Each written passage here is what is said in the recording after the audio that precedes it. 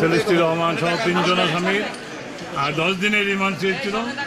আয়ু সাহেব বিজ্ঞ আদালত আমাদের বক্তব্য শুনে তদন্তের স্বার্থে মহামান্য হাইকোর্টের নির্দেশনা মোতাবেক জিজ্ঞাসাবাদের জন্য 8 দিনের রিমান্ড মঞ্জুর করেছে।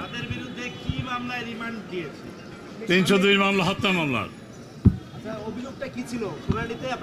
অভিযোগটা ছিল এরকমের যে ব্যবসায়িক লেনদেনের কারণে আনোয়ার আজিম অর্থাৎ এমপি সাহেবের সাথে আখতারুজ্জামান শাহিনের দ্বন্দ্ব দীর্ঘদিনের।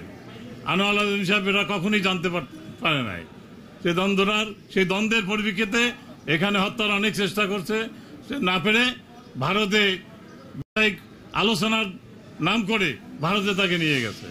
সে সহজ সরল মনে ভারতে চলে গেছেন, ওখানে গিয়ে এই শাহিন সাহেব এই হত্যাকাণ্ডটা করিয়েছেন। তাদের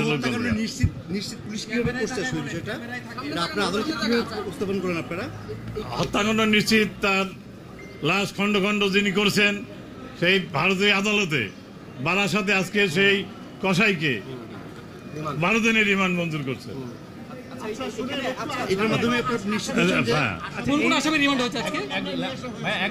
আমরা যতদূর জানি যে তার মেয়ে যে এজাহারটি দিয়েছিলেন মামলাটি, সেখানে অপহরণ মামলার আবেদন তিনি করেছিলেন। আপনি বলছেন যে হত্যা মামলা, বিষয়টা একটু যদি অপহরণ করে ওখানে হত্যা করছে। অপহরণ ঠিকই আছে, মামলা তো অপহরণই করবে, তখন তো হত্যার কিছু পান না। জি জি বলেন। যখন একজন লোক পাওয়া যাবে না তখন অপহরণ মামলাটাই হবে।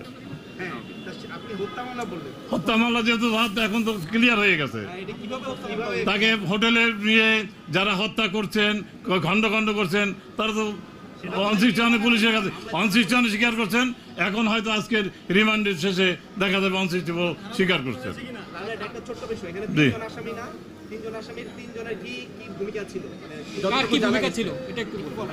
তিনজনের ভূমিকাটা এখন আমরা ক্লিয়ার না, জিজ্ঞাসাবাদ চলতেছে, তদন্তের সাথে 8 দিনের রিমান্ড আছে, পরে হয়তো আরো ক্লিয়ার হবে।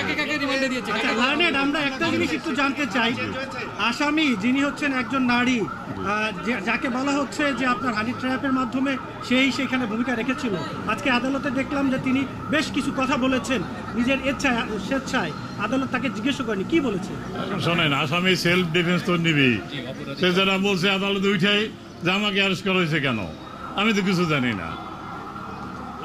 এখন কোন খুনি কখনোই বলবে না যে আমি হত্যা করছি।